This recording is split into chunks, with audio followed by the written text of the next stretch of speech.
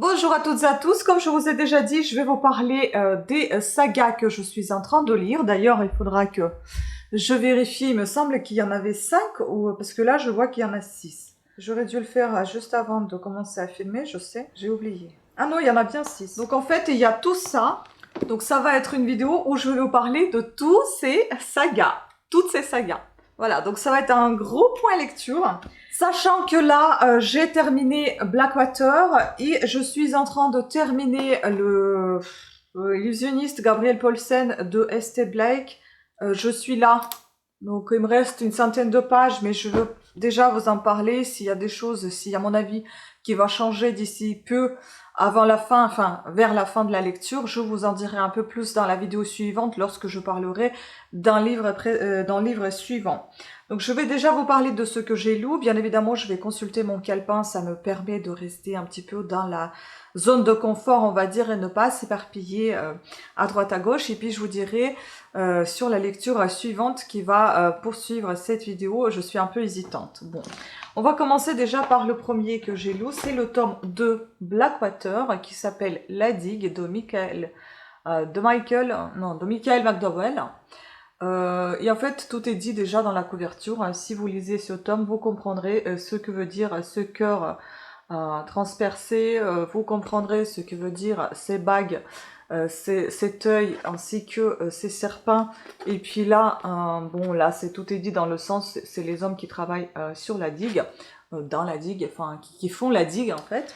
Voilà, tout est dit dedans. Donc moi, ce que j'ai marqué, pour ne pas trop m'éparpiller, parce que les livres ils sont assez courts, ils font environ 250 pages, il me semble, si ce n'est pas 2 pages plus ou moins.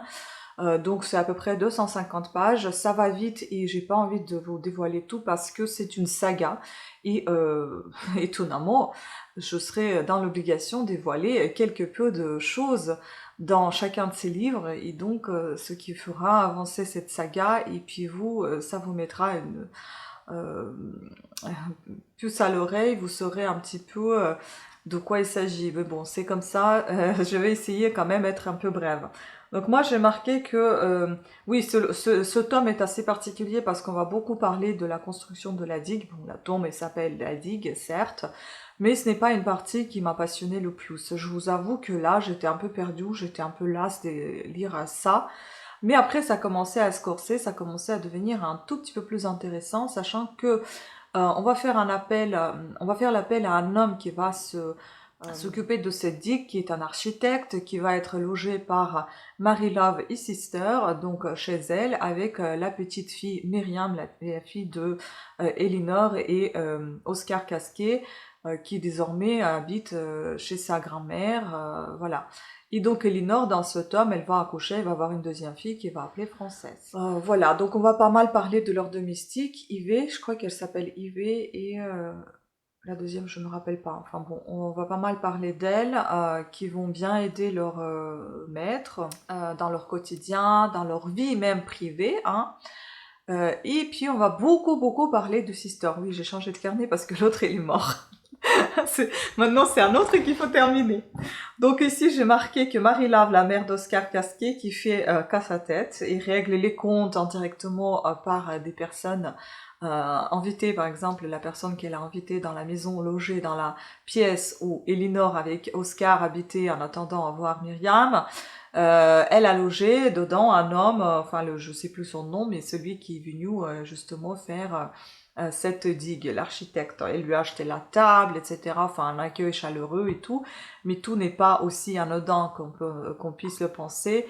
Tout s'est fait exprès pour pourrir encore une nouvelle fois la vie d'Elinor. Voilà. Malgré elle, il y aura des choses qui vont se passer pas comme elle l'avait prévu. Donc, vous allez voir ça, c'est assez sympa, c'est assez intéressant. La première partie, certes, elle n'est pas très cool dans le sens où on parle tout le temps de comment construire, etc., machin truc. Mais après, il y aura pas mal de rebondissements et des choses concernant chacune de ces familles, encore une fois. Donc, Casquet et puis j'appelle la famille Elinor une autre famille, enfin, même si ça reste quand même Casquet. Il faut dire que Casquet, c'est un peu la mafia d'Alabama, enfin de coin Alabama dans lequel ils vivent, parce que ils ont beaucoup de terres, ils continuent d'acquérir d'autres terres, etc. Enfin, c'est une famille riche, mais Oscar, est malheureusement pas aussi gâté que Mary Love avec Sister, donc sa fille, et puis James, son frère, parce que c'est Mary Love qui décide quel salaire elle va donner à Oscar, et c'est lui à chaque fois qui doit venir demander auprès d'elle un emprunt, ce qui n'est pas le cas de James et Sister. Donc voilà, est-ce que c'est une punition puisqu'il est avec Elinor, ou est-ce que c'est son autorité, son matriarcat qui doit régner à tout prix et tenir les rênes dans ses mains? C'est assez perturbant, c'est assez dérangeant, mais c'est comme ça. Et ça ne plaît pas forcément à Elinor, qui va donc entreprendre des choses. Rébellion, pas mal de rébellion de côté de Sister envers sa mère, et également suite à l'arrivée de Kinney. Kinney, c'est une belle-sœur de James, c'est la sœur de sa femme décédée, qui est arrivée aussi dans ce village, enfin dans cette ville appartenant à la partie d'Alabama, qui est arrivée avec son enfant, et qui... son enfant ou ses enfants, je sais plus si elle en a un ou deux. Bon, c'est pas, ça n'a pas trop d'importance. Et donc elle aussi va jouer un rôle assez important, enfin assez important, ça va être assez, enfin elle va être assez présente dans dans ce deuxième tome. Voilà, je m'arrête là. Il y aura un peu de choses mystiques vers la fin, comme toujours avec Elinor. Je pense avoir ma petite idée sur Elinor, qui est et qu'est-ce qu'elle fait. Mais bon, on le saura vers la fin. Je suis pas pressée de découvrir à la fin parce que j'adore lire ces livres. Je demande même si je vais pas faire une petite recherche concernant Michael McDowell, parce que franchement c'est assez intéressant comment il écrit. Bon, on s'arrête là parce que ça fait déjà 7 minutes. Et on va passer au ST Blake. Il faut savoir que c'est une femme, donc c'est Sarah T. Blake, T, je sais pas quel est le prénom, donc Gabrielle Paulsen. Je ne sais pas si on dit Paulsen ou Paulsen, moi je le dis Paulsen. Tome 1, Illusionniste. Alors le livre il est beau. Le problème c'est que je vois maintenant, c'est que en fait ça c'est la pellicule qui s'en va. Alors que je fais très attention, mes livres ils sont peu ouverts en fait en général. La pellicule elle s'en va, et puis le livre il est super lourd. Il est tellement lourd alors qu'il a même pas 350 pages, hein. Il a 330 pages, il est super lourd. Je ne sais pas ce que c'est comme édition, je me demande si c'est pas auto-édition, genre Amazon, etc. Parce que le code barre il est assez particulier. Couverture Lionel Hutz, d'ailleurs c'est la couverture qui m'a attirée vers cette lecture, mais la lecture ne m'attire pas du tout. Là vous allez voir tout ça, c'est parce que je me suis mis les chapitres pour avancer un peu plus vite cette lecture, parce que... Elle me donne... elle me donne... Elle se me donne... Non, je sais plus parler. En fait, j'ai beaucoup de difficultés à avancer dans cette lecture. J'ai commencé le 18 juin, on est le 24, et j'y suis toujours. Il faut dire que les débuts étaient très lents. Lents, longs, tout ce que j'aime pas. Enfin, style de gens que je n'apprécie pas forcément. C'est-à-dire, c'est un écrivain qui picole. Moi, les histoires d'alcool, de viol et tout ça, je déteste dans la vraie vie et aussi dans les bouquins. Donc, souvent on parle, il prend un verre de whisky, machin, ça lui fera du bien un verre de whisky. Pourquoi il prend pas un verre d'eau, un verre de jus d'orange? Je sais pas moi pourquoi on est obligé de picoler tout le temps dans les livres. Bref, tant pis, voilà, c'est un cliché d'un écrivain qui fume, qui boit et qui ne dort pas ses nuits, qui écrit, qui est dans sa folie, sauf que celui-ci, d'après ce que j'ai compris, il écrivait, puis ensuite il a abandonné il s'est fait connaître par un des bouquins Ténèbres, je sais pas quoi. Il a vendu ses droits d'auteur qui étaient peu chers, et puis 6 ans après, il n'écrit rien, il ne fait que des promesses, et là, il est sur le point, ou même déjà perdu, son contrat avec une des maisons d'édition littéraire, je crois, comment elle s'appelle déjà? Oh, ça n'a pas vraiment d'importance, mais bon, j'ai noté. Littéraire, sa maison d'édition, avec qui il perd le contrat, puisqu'il n'écrit plus rien, il ne propose plus rien, il ne fait que dire demain, je vous rendrai le bouquin, etc. Il n'écrit pas. En fait, il lit en colocation avec un certain Martin, qui est un infirmier. Mais en tout cas, voilà, il est infirmier, il me semble, interne en médecine, et Gabriel, donc écrivain. Ils n'ont pas du tout les mêmes horaires de vie. Quant à Martin, soit il est appelé de nuit, il part et le matin il doit dormir. Quand il arrive à Paulsen, il dort toujours parce qu'il sort la nuit, ou il écrit, ou il se saoule et puis il dort. Voilà, donc c'est ça, c'est jour, c'est comme ça qu'on le présente. Il a une sœur qui travaille, Nolan, je crois qu'elle s'appelle. Ils ont des prénoms un peu que j'arrive pas à retenir. Il l'appelle Noëlen, je crois. Bref, il l'appelle Noix. Elle est serveuse dans un bar où il vient assez souvent et elle a sa compagne qui s'appelle Stéphanie. Ce sont deux filles qui sont ensemble. Et lui, il est tout seul, célibataire. Il s'entend super bien avec sa belle-fille, avec sa belle-sœur, avec sa sœur. Il se charrie de temps en temps. Voilà, c'est assez, ça va à la cool jusqu'au jour où il croise un groupe de chasseurs de fantômes dans ce même bar, alors qu'il les a jamais vus auparavant là-bas. Ils commencent à en parler, etc. Bon, après, ils se perdent de vue et tout. Et un jour, il découvre des meurtres. Enfin, il y a un meurtre sur une île proche de la leur, où il habite avec sa sœur et sa compagne. Euh, un meurtre assez violent d'une petite fillette comment on va dire, qui suscite beaucoup de curiosité. Qu'est-ce qui se passe? Pourquoi ça s'est passé comme ça? Qu'est-ce qu'il y a, etc. Sachant qu'il y a un manoir hanté, selon les légendes des gens. Et donc, ces chasseurs de fantômes lui parlent de tout ça et qu'ils veulent y aller et que il y a le manoir, etc. Mais c'est avant ce meurtre. Après, quand il a découvert ce meurtre, bah, il décide de les appeler, de leur proposer son aide, etc. Et eux, bien évidemment, ils sont sur le coup, ils sont contents. Lui, ce qu'il lui faut, en fait, c'est tout simplement d'être payé puisqu'il a rompu le contrat. Enfin, le contrat a été rompu entre lui et sa maison d'édition. Il a besoin d'argent. Son agent ne veut plus travailler avec lui parce qu'il trouve qu'il picole tout le temps, il n'écrit rien, etc. Il n'est pas sérieux. Et donc, il trouve une solution pour trouver comment gagner de l'argent. Et donc, il se dit, c'est l'argent facile, je vais les suivre. Soi-disant, je vais faire l'enquête avec eux, je m'en fous. Mais je vais être payé par la télé.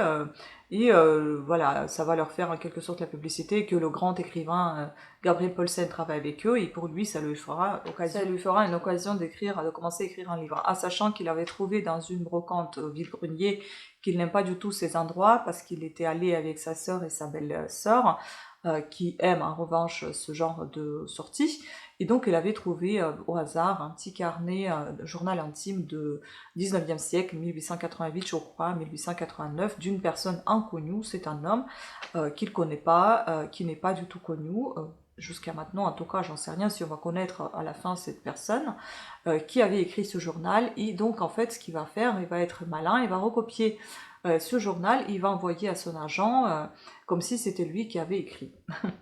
Donc agent va trouver ça spectaculaire, va appeler la production, la télé, etc. Ils vont faire une soirée. Et donc là, je commence à vous raconter tout le livre, donc je vais m'arrêter là. Il y aura un autre meurtre, etc., etc. Il y aura pas mal de suspects, on comprend pas trop ce qui se passe. Ce qui est intéressant en fait dans tout ça, c'est le moment où il avait trouvé ce journal, pour savoir à qui il appartenait, qu'est-ce qui est écrit dans ce journal et qu'est-ce qui se passe les nuits. Est-ce qu'il est somnambule? Parce que on sent toujours cette odeur de terre humide dans ce livre. À chaque fois, il sent les odeurs de terre humide. Il est parfois sali en terre humide alors qu'il était en train de dormir. Et voilà, donc on ne comprend pas ce qui se passe. Donc du coup, il y a pas mal de questionnements qui se fait au cours de cette lecture, mais pour moi, la lecture n'est pas tout à fait fluide en fait. Elle est assez... je sais pas, qu'est-ce que j'ai marqué moi? J'ai noté aussi deux phrases, je vais vous dire, mais enfin, je trouve que par moments c'est très glauque, par moments c'est super calme, enfin, ça saute c'est des montagnes russes. Pour moi, il n'y a pas trop de liaison. Peut-être vers la fin, j'en trouverai, mais bon. Je vais vous dire ce que j'ai trouvé comme de petites phrases qui me plaisaient. Alors, il faut aussi savoir que les chapitres sont très très longs, 20 à 30 pages, je trouve ça extrêmement long. Donc à la page 35, j'avais trouvé, là je suis à la page 219 je crois, 35 elle est. Donc je pense que je vais pas le garder ce livre, je pense que je vais pas, il y aura pas de suite, hein, ça va être saga pour moi, mais fini, heureusement que j'ai que le tome 1. On verra la fin, hein, mais pour l'instant je suis pas du tout emballée. Donc ici, phrase drôle qui était au paragraphe 1. Ah, on parle des enveloppes là. Le tas d'enveloppes béantes était toujours empilé sur le meuble de l'entrée. Comme à chaque fois, Gabriel regrettait maintenant de les avoir ouvertes. Il avait l'impression qu'éventrée comme cela, elle lui adressait des sourires sadiques et des grimaces effrayantes. Ça, je trouve que c'était marrant. Et puis il y avait une autre phrase tout à fait vraie, je suis complètement d'accord avec ce qu'il dit. Alors, chapitre 4. Gabriel Gabriel s'exhorta à ne pas s'affoler, ou en tout cas pas davantage, car il le savait, pour l'avoir décrit dans la totalité de ses livres, quand on panique, on devient stupide, et quand on devient stupide, c'est le début de la fin. Je suis complètement d'accord. Voilà, donc je vais terminer cette lecture, je vous en dirai un petit peu plus. Pour l'instant, je ne suis pas emballée plus que ça. Je suis plutôt emballée de le terminer parce que je déteste abandonner les bouquins, même si bon, après, si vraiment ça va vraiment pas du tout, j'abandonne. Là, ça va encore, mais c'est pas mon coup de cœur, ni pas quelque chose qui me plairait énormément. Mais bon, si j'ai découvert autre chose et quelque chose qui m'a fait changer d'avis, je vous en dirai plus un peu dans la vidéo suivante. Maintenant, je suis un peu sur ma fin, enfin oui, je suis quand même sur ma fin avec cette lecture, donc je ne sais pas qu'est-ce que je fais. Est-ce que je continue dans le Glock? Donc je prends Camilla Lagerlöf, pardon, c'est pas Camilla, c'est Camilla Greb, c'est aussi une suédoise en même temps. Est-ce que je prends Camilla Greb? Est-ce que je continue dans la douceur avec Lucinda Riley? Mais je sais que ça va être un bonbon sur cette lecture, donc ça c'est sûr, clair et net, ça va me plaire. Est-ce que je continue encore avec le Glock, avec Ragnar Jonasson? Ça c'est un huis clos, les enquêtes de Siglufjordur Snjor, donc je pense que c'est la neige, ou alors je commence une nouvelle saga de Virginia Serdius, Fleur captive. En tout cas, je suis entre ces deux-là, je suis départagée. Celui-ci, ça me tente dans le sens que c'est un peu glauque et puis j'en ai un petit peu marre de chose un peu... Bon, en même temps, c'est pas très doux non plus ce que je lis, mais j'avais envie de quelque chose d'un peu plus hard. Et puis, il est un peu plus court que tous ceux que je vous ai proposés. Et comme j'avais envie de terminer jusqu'à la fin du mois, nous sommes déjà le 24, je ne terminerai jamais les 4 livres que je me suis fait là. Ça va pas être possible. Donc, soyons honnêtes avec soi-même, hein, c'est pas bien grave. Hein, cette vidéo, de toute façon, ne sortira jamais à l'heure qu'il faut. Donc, peu importe, je pense que vous, ce qui compte, c'est les avis que je vais vous donner. Et moi, ce qui compte, c'est que ça me fasse plaisir de lire et non pas faire une course de lecture affolée. Et au moins vous présenter ce que j'ai lu et qu'est-ce que j'en pense, au lieu de vous dire « Ah bah ça j'ai aimé, ça j'ai pas aimé ». Non. Je préfère avoir des résumés développés. Donc, vous verrez. Soit ça sera ça, soit ça sera... Ah, soit ça sera ça, soit ça sera ça. Soit je changerai complètement d'avis, mais enfin bon, en tout cas, dans cette même vidéo, même si elle sera longue, faites des pauses, revenez-y, mais il y aura encore 4 livres que je vais vous présenter. En espérant que je sois un peu plus brève. Voilà. Sur ce, bah, je vous dis à la prochaine pour d'autres résumés, pour d'autres avis. Hello. Je vous retrouve pour vous parler d'un livre que j'ai terminé récemment. Cette vidéo concerne bien évidemment toujours les sagas. Et j'ai terminé celui-ci. Je sais pas quoi vous dire. J'ai tout noté, bien évidemment. Donc c'est une saga qui s'appelle Les Fleurs captives. Je crois qu'il a été publié dans les années 50, il me semble, ou 80. Des années 80, voilà. Début 80. Donc c'est une saga Fleurs captives de Virginia C. Andrus. C'était pas très long, mais c'était très... C'était très bouleversant et très tordu. Voilà l'explication de tout le saga, je pense. Enfin, du premier tome, en tout cas. J'en ai encore 4 à lire. Concernant celui-ci, je suis très choquée. Voilà. Je ne suis ni mitigée, ni perdue, ni bouleversée. Je suis choquée. Mais c'est sûr que le livre est assez bouleversant parce qu'il y a des moments auxquels vous attendez pas du tout qu'il va y avoir quelque chose. Et bam, ça vient. Et ce ne sont pas des rebondissements, ce sont vraiment des bouleversements. Ça vous bouleverse ce que vous entendez. Donc là, en fait, le premier tome, et aussi ce que je voulais vous dire, donc pour les fans de Lucinda Riley, je suis fan de Lucinda Riley, mais c'est pas comparable. Ce n'est pas du tout le même style d'écriture. Enfin, si, ça ressemble un petit peu au niveau de style d'écriture, dans le sens où c'est très envoûtant, c'est très agréable à lire, c'est très bien écrit. Ça se lit un petit peu comme un bonbon, mis à part certains sujets. Et disons que Lucinda Riley ne rentre peut-être pas aussi profond dans certains détails, il ne décrit pas aussi détaillé certaines descriptions. Certes, elle détaille, mais pas à ce point-là comme ici. Ici, il y en a beaucoup. Mais c'est vrai que j'ai lu tout du début jusqu'à la fin sans passer des pages, etc. Je l'ai avalé littéralement en 3 jours ce livre. Il comporte presque 105 pages, 480 je crois. Et pour moi, c'est rare que je lis en 3 jours les livres de cette taille. Pour moi, c'est quand même assez... C'est pas énorme, mais c'est déjà quelque chose qui se rapproche des 500 pages, donc c'est déjà assez costaud. Et ça a été vite. Pour vous dire un peu, les Lucinda Raleigh, je les avale en 7 jours, je crois 5 jours, les 700 pages. Donc, voilà, pour moi, c'est avaler pour quelqu'un, c'est très lent et les 480 pages, peut-être quelqu'un les filera en une journée, mais bon, pas moi en tout cas. Voilà, donc, ce que j'ai marqué ici, il y avait quand même des moments assez drôles parce que c'est vraiment très très bien écrit. C'est très bien raconté. En fait, on va parler ici d'une belle famille de trentenaires, quarantenaires. Je crois qu'ils ont 36 ans à peu près, la mère et le père. Ils ont 2 enfants, dont un fils de 14 ans qui s'appelle Christopher, le même nom que le père, et puis la fille qui s'appelle Catherine, qui a 12 ans.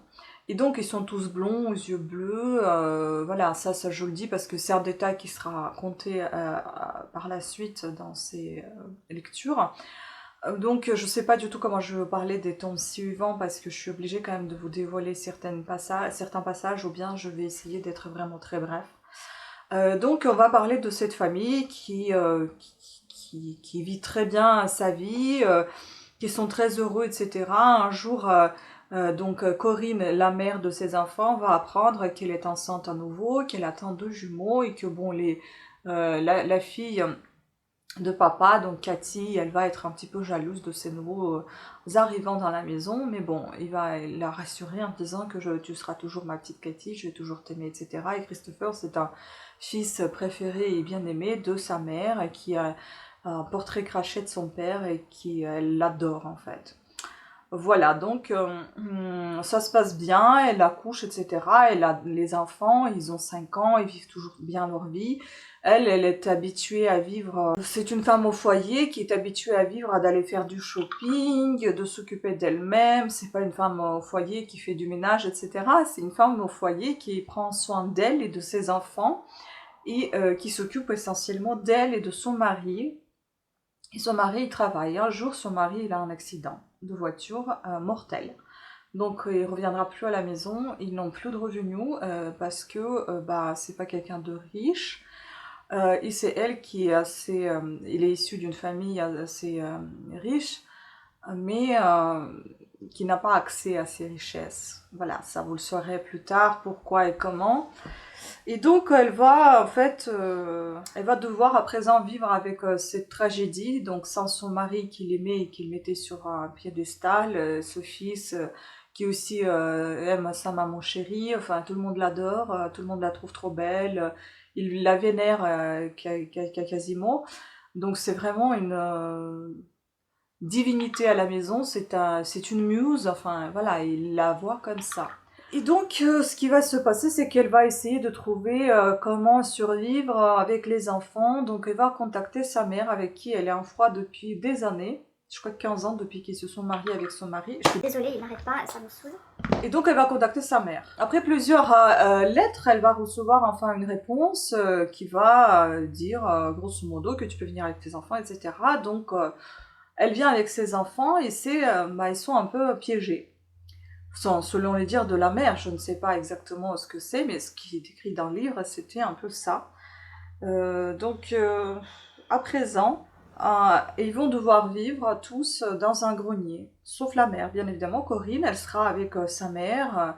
Elle va essayer d'obtenir la grâce de son père qui l'a déshéritée pour une raison que vous saurez plus tard, bien évidemment, aussi dans cette lecture, parce que si je vous dévoile tout, c'est pas très drôle. Il y avait donc dans la famille de cette Corinne, il y avait encore 2 fils qui ont disparu dans un accident. Mais on ne sait pas en fait, ça sous-entend, est-ce qu'ils sont morts ou est-ce qu'ils sont toujours vivants? On ne sait pas en fait, on n'a pas leurs traces, il n'y a pas leur corps. Mais ces 2 fils, ils sont plus là. Donc, et la fille était déshéritée puisqu'elle a désobéi son père. Et donc, elle va essayer de retrouver sa famille, donc sa mère, son père, et puis avoir la grâce de son père qui la mette sur son testament, qu'il couche sur papier, qu'il partage son héritage, enfin qu'il donne, qu'il lègue son héritage à sa fille. Et pour ça, donc, elle doit un petit peu, on va dire, se soumettre à ses volontés. Voilà. Le père est malade, entre la vie et la mort, et les enfants, ils sont enfermés dans un grenier où ils n'ont pas le droit d'ouvrir les rideaux, d'ouvrir les fenêtres, où ils n'ont pas le droit de sortir, ils sont enfermés à clé, ils sont tous les quatre, et les deux grands doivent prendre au final soin des deux petits. Ils ont une liste grosse comme ça d'interdits, de choses qu'ils n'ont pas le droit de faire. Et c'est la grand-mère qui a fait cette liste et qui est assez... c'est une vraie mégère qui les punit quand elle veut. Quand elle en a, enfin, quand l'occasion se présente, elle le fait avec un grand plaisir.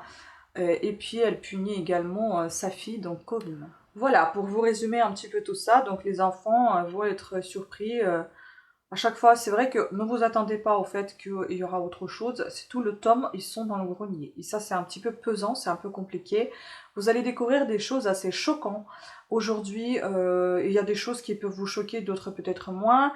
Moi, il y a pas mal de choses qui m'ont choquée parce que oui, je trouve des choses qui ont été faites ne sont pas normales. En général, et ni vis-à-vis les enfants justement qui étaient enfermés dans ce grenier, cette maltraitance d'enfants, etc. Enfin bon, ça m'a beaucoup mis mal à l'aise. Même n'ayant pas d'enfant, je ne ferai jamais une chose pareille à un enfant, quoi. Enfin, tu lui fais pas ça. Donc voilà, il y avait des choses vraiment très difficiles à lire. Difficile aussi de par en étant une adulte, parce que je crois qu'en fait le livre est écrit par cette Cathy étant adulte, parce qu'elle a dédié ce livre à sa mère. C'est ce qui est écrit au début. Donc voilà, on va savoir la fin vers la suite. Elle rêve de devenir danseuse, enfin Chris, il rêve de devenir médecin. Voilà, pour les jumeaux, on ne sait pas trop ce qu'ils veulent faire, etc. Mais bon, vous saurez tout ça dans les temps à venir. Donc c'était tout pour celui-ci. Maintenant, je penche vers ça. Parce que ça, franchement, moi je suis pas très roman. Au final, c'était un roman, mais très glauque. Mais très tordu, hein, voilà. Donc on va rester dans le glauque, mais au moins avec l'enquête, quoi. Donc j'ai décidé de lire Ragnar Jonasson, les enquêtes de Sigurdur, et on verra bien si ce Sneur va me plaire. Voilà. Donc celui-ci, il n'a pas beaucoup de pages contrairement à l'autre, il est un petit peu moins, pas beaucoup, moins, mais 332. Bon, on verra comment ça se lit, est-ce que ça se lit facilement, est-ce que c'est intéressant, est-ce que ça va m'envelopper ou pas. Et puis là, j'ai vraiment besoin d'un peu de fraîcheur, et snö, ça veut dire de la neige, il me semble. Donc ça fera un peu de bien avec cette chaleur qu'on a aujourd'hui. Désolée si je suis un peu trop maquillée, c'est que je faisais un petit make-up pour ma chaîne Vita Beauté. Voilà, je vous laisse ici et je vous dis à bientôt. Enfin, pour vous, ça va être tout de suite. Pour moi, c'est dans quelques jours quand je terminerai ce premier tome de saga de Ragnar Jonasson.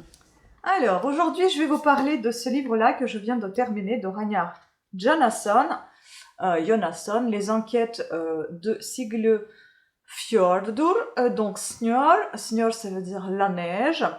Le livre, elle se lit très facilement, très rapidement, n'est absolument pas glauque. On va suivre ici Arni Thor. C'est un personnage principal qui est un étudiant en l'école de police. Il veut devenir un flic, enfin policier. Et ils sont en couple avec Christine, donc je prononce les noms à l'islandaise ou à la suédoise si vous voulez, c'est pour ça que je roule les R. Et Christine, elle est à l'école de médecine, il me semble. Oui, je crois qu'elle est à l'école de médecine. Donc elle est tout le temps le nez dans les bouquins, c'est une fille qui est assez froide, qui n'est pas très...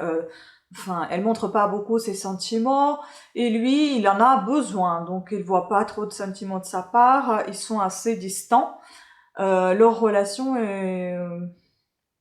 est assez plate, on va dire, puisqu'elle est toujours dans ses livres et lui, il essaye d'avoir un petit peu plus d'attention de sa part, mais rien n'y fait. Sauf un jour quand il reçoit un appel d'un petit village de Siglufjordur, d'où le nom de ce bouquin. Donc tout va se passer dans ce village d'un policier qui s'appelle Thomas, Thomas, je pense que ça va être en islandais plutôt, qui donc l'invite, puisqu'il avait postulé là-bas aussi, il a déposé sa candidature.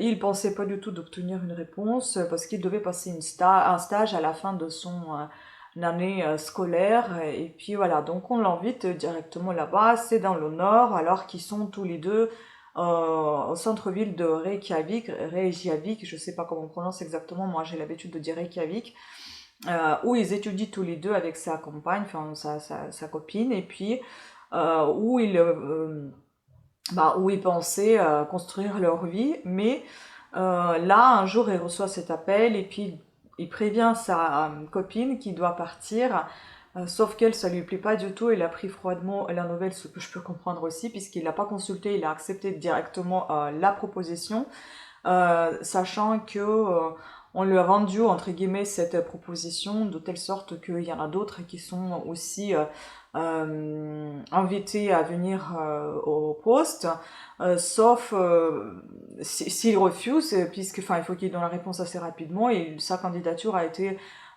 plus particulièrement intéressante du fait qu'il a fait de la théologie, et puis qu'il est, enfin, il n'a pas terminé ses études en théologie, mais c'est quelqu'un qui est assez intelligent, qui connaît un petit peu la théologie ou autre chose, je sais plus quoi il a étudié.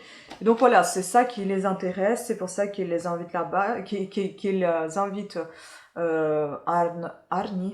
Arnitor, je crois Arnitor il s'appelle. Aritor Arason. Donc ils invitent qu'ils viennent là-bas. Donc là-bas, il va être appelé enfin, il va avoir un surnom prêtre ou révérend. Et il va avoir un peu de difficulté à y faire sa place parce que c'est un petit village, tout le monde s'y connaît, et lui on le connaît pas, c'est un nouveau, c'est un jeune. Il doit avoir dans les 20-25 ans, je sais plus, mais en tout cas moins de 30 ans. En même temps, on va donc faire connaissance avec Ugla. C'est une jeune femme qui était en couple avec Auguste, qui est décédée et donc elle a abandonné son village natal dans lequel elle était mal vue. Et elle part justement dans ce petit village aussi, Siglufjordur. Et également, on aura une écriture un peu différente en italique où on va parler d'une femme, enfin ça va être les pensées de cette femme qui sera enfin quelqu'un qui est entré dans sa maison et qui la garde dans la maison, qui l'a blessée, qui essaie d'obtenir des informations qu'elle peut pas lui donner, etc. Enfin bref, voilà, donc il s'est accéder au coffre, son mari n'est pas là, et c'est son mari uniquement qui connaît la combinaison du coffre, etc. Et donc il y a cette histoire-là de cette femme, on ne sait pas ce qu'il en est, et donc ici, on va avoir, ça va être un peu sous style d'un journal de bord, on va dire, pas journal intime, mais un peu journal de bord, puisque ça va être décrit jour par jour. Des fois, vous avez un jour qui dure plusieurs chapitres. Les chapitres sont pas très longs, enfin ça dépend, il y en a qui sont... Non, ils sont pas longs du tout, parce que là je confonds avec un autre. Ils sont 5, maximum 6 pages, il y en a qui font 2-3 pages, donc ça va extrêmement vite. Et là, nous avons en fait, les dates, ça va commencer par l'été 2008, ensuite le printemps, automne, toujours 2008, et enfin on va passer à l'hiver 2009, à partir du 14 décembre jusqu'à 24 janvier. Donc 2008 hiver, pardon, 14 décembre, et 2009, 24 janvier. On va donc suivre toute cette action qui se passe dans ce livre. C'est assez intéressant, je trouve que c'est assez bien écrit. Il faut savoir que cet auteur, il avait traduit depuis, je sais pas s'il a traduit depuis le français ou depuis l'anglais, c'est pas précisé, mais en tout cas c'est marqué que voilà, il a traduit plusieurs livres d'Agatha Christie en islandais avant d'écrire ses propres romans. Voilà, donc moi je trouve qu'il y a une petite ressemblance avec Agatha Christie, à la Poirot un peu, des fois on a des dénouements qui se font comme ça, et puis ce qui est assez intéressant, c'est que vous êtes tout nu en haleine jusqu'au bout, parce que vous ne savez pas vraiment ce qui s'est passé, enfin, qui a tué qui, parce qu'il y a double meurtre quand même dans l'histoire, dans cette enquête. Ce n'est pas du tout glauque, moi j'ai trouvé c'est assez léger par rapport à des polars scandinave. Franchement, moi, je m'attendais à quelque chose d'un peu pire, d'un peu plus hard. Non, je trouvais c'était assez raisonnable, c'était assez sympa, bien écrit. L'enquête, elle était bien, le dénouement, il était superbe. On comprend après, à la fin, qu'est-ce qui se passe si on est un petit peu surpris parce qu'on s'attendait pas du tout à voir cette fin-là. Et c'est ça ce que j'aime, justement, dans les bouquins, quand on vous surprend par la fin et que vous ne vous y attendiez pas à ce que vous découvrez. Et voilà, c'est assez sympathique. Et en plus, vers la fin de ce livre, on a une intrigue qui nous invite à découvrir le prochain livre, puisqu'on va suivre, d'après ce que je comprends, on va suivre pas mal la vie sentimentale personnelle de ce Harry, Harry Thor. J'ai écorché son nom plusieurs fois, il s'appelle quoi? Harry Thor, c'est ça. Sa vie sentimentale, donc personnelle, et aussi professionnelle en quelque sorte, puisque bah, il est jeune encore, voilà, donc on verra. J'ai pensé que cette intrigue nous invite justement à voir la suite, donc c'était pas tout à fait terminé, mais ça m'a fait plutôt penser à des cozy mystery, comme si on allait découvrir des cozy mystery dans chacun des bouquins, avec les enquêtes différentes, mais avec toujours le même personnage, ou certains mêmes personnages, par exemple ce bureau de police, cette unité policière où on va suivre ces flics et puis leur vie privée. Je pense que ça va être un peu comme ça. On verra bien au deuxième tome. En tout cas, je ne suis pas déçue. Je trouve que c'était plutôt pas mal. C'est pas vraiment ce à quoi je m'attendais, mais je trouve ça bien. C'est pas mauvais. Voilà, j'aurais pu le lire encore plus vite, mais j'avais pas du tout le temps de le faire parce qu'il fallait à chaque fois soit creuser le potager, soit faire autre chose. Ensuite, je suis en train de lire donc Camilla Greb, Un cri sous la glace. Là, par contre, ça commence glauquissime et c'est vraiment glauque. Déjà, il y a 500 pages. J'ai même pas lu le dixième de. Ah si, j'ai lu quand même 10%. Oui, j'ai lu quand même 50 pages de ce livre. Un peu plus de 50, je crois. Bah déjà, ce qui est sympa en fait, c'est que on reconnaît tout de suite Camilla Gleb parce que elle fait, à chaque fois, elle fait des personnages. Soit c'est une double temporalité, soit c'est casser un chapitre. Et là, c'est les deux en fait. Vous avez, pour l'instant, on a trois personnages. On a Peter, on a Emma, on a Anna, et on a la double temporalité dans chacun de ces personnages. Donc on va parler du passé de chacun, on va faire connaissance avec chacun de ces personnages, de leur passé, de leur présent, et après, d'après ce qu'elle écrit, comment je connais son écriture par rapport à Journal de ma disparition, c'était assez sympathique. Je pense qu'à la fin, on va nouer tous ces destins entre elles, et on va petit à petit démêler tout ce qu'on a noué et voir le suspense, voir l'enquête, etc., que la résolution de cette enquête et tout. Pour l'instant, on va pas très très loin, donc je peux vous raconter. On commence par un meurtre d'une jeune femme décapitée. Donc la scène, elle est décrite au petit détail, hein, donc c'est vraiment dégoûtant. Mais bon, je m'attendais à ça un peu, parce que sinon je n'aurais jamais acheté des polars, donc des thrillers scandinaves. Voilà, en tout cas, il y a pas mal de descriptions aussi, mais on va dire que c'est plutôt utile puisque on fait vraiment, ça va droit au but parce qu'on fait vraiment connaissance précisément avec chacun de ces personnages. On rencontre justement ce Peter qui est en dépression pas possible parce qu'il s'est pas parce qu'il s'est séparé de sa femme, mais on comprend parce qu'il a perdu un peu toute sa famille. Il est sur le point de perdre son père qui boit beaucoup, il a perdu sa mère, il a perdu sa sœur, et justement ça commence par le fait qu'il était au cimetière, et ensuite bah, on parle de cette dépression. Il dit aussi qu'il avait été en couple avec quelqu'un avec qui il s'est pas marié parce qu'il voulait pas se marier avec elle, il lui faisait comprendre tout ça, mais elle s'en foutait grosso modo. Elle, ce qu'elle voulait, c'est de vivre sa maternité. Il a eu l'enfant avec lui, sauf que lui, il était pas du tout prêt d'être père, et il voulait pas du tout d'enfant. Maintenant, ils vivent séparés. Même s'ils voulaient pas du tout vivre ensemble, ils ont quand même vécu quelque temps ensemble. Il voit son fils que 3 fois par an et ça lui suffit largement parce qu'il a pas envie de passer plus de temps avec lui. Il se dit que comme je ne l'ai pas éduqué, comme je ne l'ai pas surveillé lorsqu'il était malade, lorsqu'il était petit, etc., je n'étais jamais à son chevet, donc ça ne m'intéressait pas.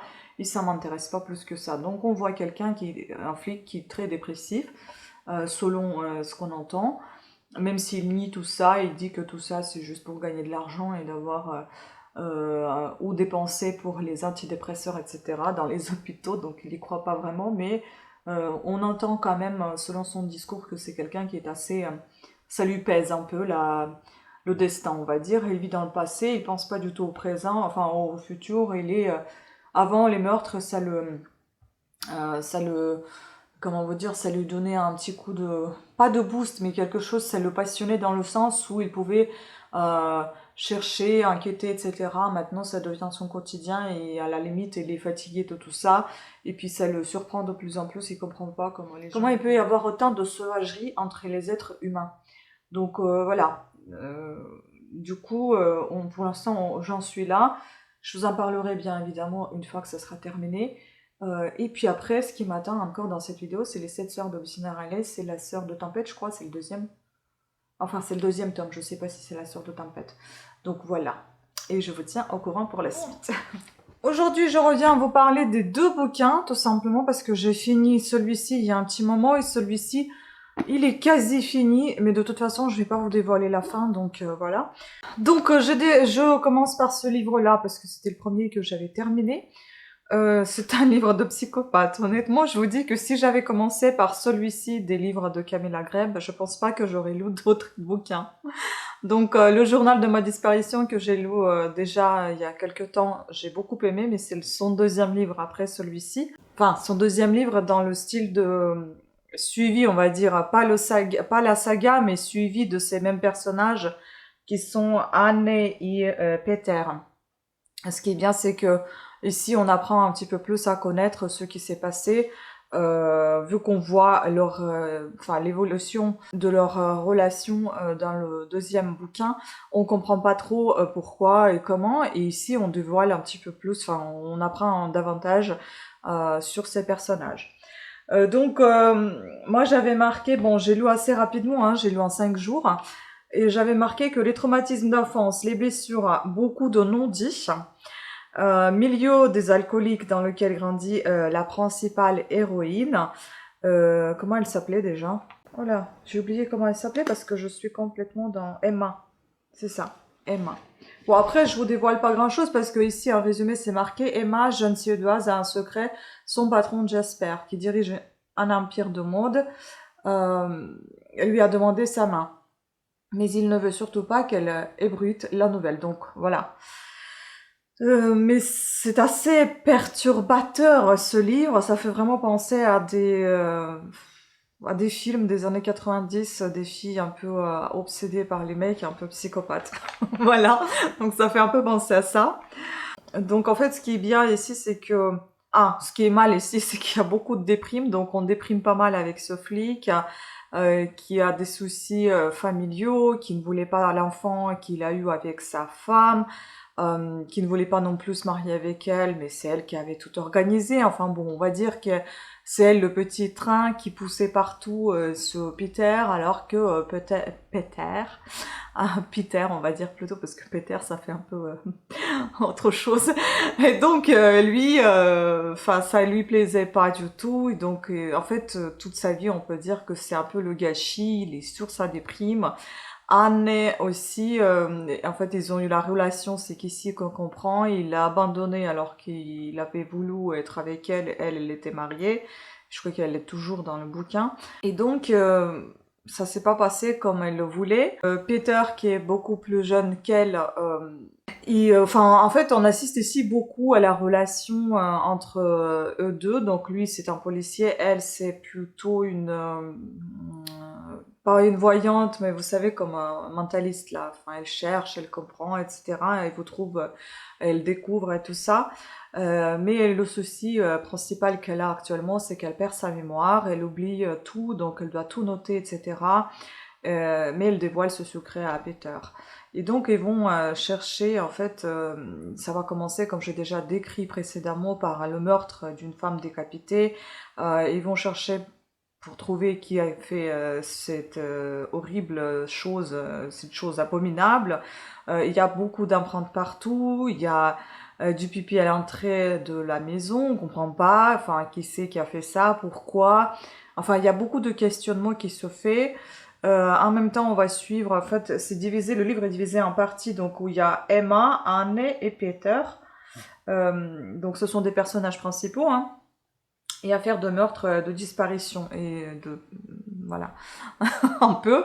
Et donc il y aura pas mal de descriptions au niveau des paysages, hiver, tout est blanc, tout est beau, etc. Pas mal de suspense, ça elle sait garder le suspense jusqu'à la fin, malgré que la fin était assez prévisible pour moi, parce que je vous dis franchement, ça me fait vraiment penser à des films des années 90, des filles un peu obsédées par les garçons. L'amour non partagé, enfin voilà, des choses comme ça. Et voilà, donc on va parler, et ça m'a fait un petit peu penser aussi à... Il y avait un livre que j'ai lu il y a pas très très longtemps de Stefan Zweig qui parlait la vie d'une femme, je sais plus. Non, je vais vous mettre ici le... Est-ce que j'ai mon téléphone? J'ai pas mon... Ah si. Je vais vous dire ce que j'ai lu et c'était super... ça ressemblait un petit peu à ça. Pas tout à fait, mais un petit peu. On avait des petites ressemblances. Ah non, c'était l'année dernière que j'ai lu Stefan Zweig. Peut-être qu'à ce moment-là, j'avais pas encore l'application. Enfin bon, je trouve pas. Ah si, il est là. L'être d'une inconnue. Ça m'a fait vraiment penser à ça. C'était un peu dans le même style. Donc voilà, c'est en fait un mélange de Stefan Zweig avec le thriller un peu glauque. Mais ça se lit bien, mais enfin, mais c'est pas vraiment mon coup de cœur. Moi, j'ai beaucoup aimé le journal de ma disparition. Ça, c'était vraiment très bien écrit. Celui-ci, il était bien écrit, mais finalement, pas un coup de cœur du tout. Et ce livre m'aurait pas attiré sur d'autres lectures, hein, tout simplement s'il était lu en premier. Donc voilà. Un petit peu déçu, mais enfin voilà. Ensuite, j'avais lu Les Sept Sœurs, Sœurs Tempête, donc c'est le tome 2, je crois. Oui, c'est ça, c'est le tome 2 de Lucinda Riley. Je vais vous lire l'une des phrases qui m'a beaucoup marqué et qui m'a beaucoup plu, et puis après je vais vous parler du bouquin. Je suis sur le point de le terminer. Euh, donc tout ce que nous avons, c'est l'instant présent. C'est très intéressant, c'est très beau, c'est très poétique. Elle écrivait toujours aussi bien. Enfin, le premier, j'ai beaucoup aimé. Deuxième, un petit peu moins, parce que je trouve qu'il y a beaucoup de... euh, un petit peu trop de romantisme à mon goût. C'est un peu à l'eau de rose. C'est un peu trop écœurant par moments, parce que bon, moi, je suis pas quelqu'un qui est trop romantique. Je suis assez... carré, on va dire ça comme ça, et donc les livres comme ça me perturbe un peu parce que ça m'endort, enfin, j'ai besoin d'une action, de quelque chose qui se passe, qu'il y a des choses qui se font et pas seulement des jolis mots d'amour, gna gna gna, enfin bon, ça c'est pas du tout mon truc. Ce qui est bien, c'est que c'est double temporalité, donc on va être au présent, on va être au passé. Tout d'abord, on va encore une nouvelle fois d'abord, on va découvrir l'histoire d'Ali. Ali, c'est Alips, comment elle s'appelle son nom entier, c'est Alcyone. Donc Alcyone, elle est d'origine norvégienne, puisqu'on va découvrir ici, on va aller à Norvège. Alors, je vous ai déjà tout dévoilé d'un coup comme ça. Comme on assiste au départ à son histoire personnelle, qu'est-ce qu'elle est, qu'est-ce qu'elle fait, comment elle s'occupe dans sa vie. Enfin, elle est navigatrice, donc elle va souvent en mer avec les bateaux, il fait des compétitions, enfin c'est quelqu'un qui est très carré, qui a son métier auquel elle tient énormément et qui est tout le temps en voyage en fait. Elle va rencontrer Théo, c'est un des navigateurs aussi très connus, qui est un bon navigateur, qui est un, je crois qu'on dit navigateur, marin, enfin, qui est très connu dans le milieu des marins et qui il va l'inviter en fait sur son bateau à faire une traversée ensemble pour une compétition ou je sais plus quoi. Et donc ça va bien se passer à tel point qu'ils vont sympathiser, ils vont avoir une relation amoureuse qui sera cachée de leurs collègues, mais qui vont le savoir de toute façon à un bout d'un moment. Il y aura une tragédie que je vais pas vous dévoiler, ça va être assez dramatique, assez difficile quand même par moment à lire. Et une autre tragédie dont le père meurt de cette fille et de ses sœurs bien évidemment. On a déjà découvert Passalt dans le premier tome avec Maya. Et là, c'est maintenant, on voit la même situation, comment ça se passe, comment les lettres ont été distribuées aux filles après sa mort. On voit tout ça, en fait, des yeux, avec les yeux d'Ali. Et Ali avait vu le bateau de son père pendant qu'elle naviguait avec Théo, mais le père ne répondait pas ni au téléphone ni à la radio. Et il est parti aussi tellement vite qu'ils n'ont pas pu le rattraper avec leur petit bateau par rapport à son gros bateau, puisqu'ils ont fait, après la compétition, ils étaient tous les deux en amoureux sur un bateau faisant en naviguant tout simplement. Voilà, donc ça lui a paru très suspect. Et puis quand elle arrive voir, enfin quand elle a reçu plein de messages de ses sœurs sur le téléphone qui disaient que son père était décédé, là elle a compris qu'il y avait des choses qui se sont passées pas comme, enfin il y a des choses qui se sont passées qui sont assez bizarres, étranges. Et donc voilà, elle va du coup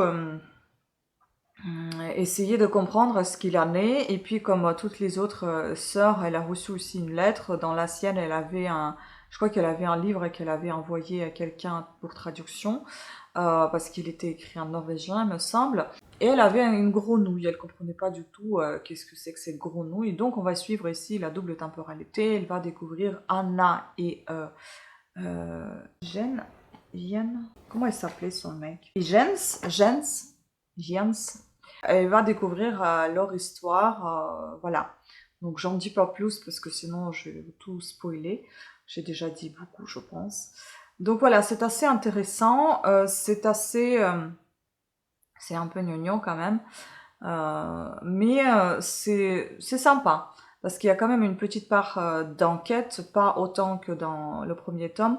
Ici, il y a plus d'amourette, plus d'amour, plus de romantisme, plus de douleur et plus de choses compliquées que les femmes encaissent vis-à-vis les hommes, etc. Un tout petit peu de peut-être de féminisme qui sort quelque part, ou tout simplement le caractère des femmes fortes, ou des femmes fortes tout simplement avec le caractère.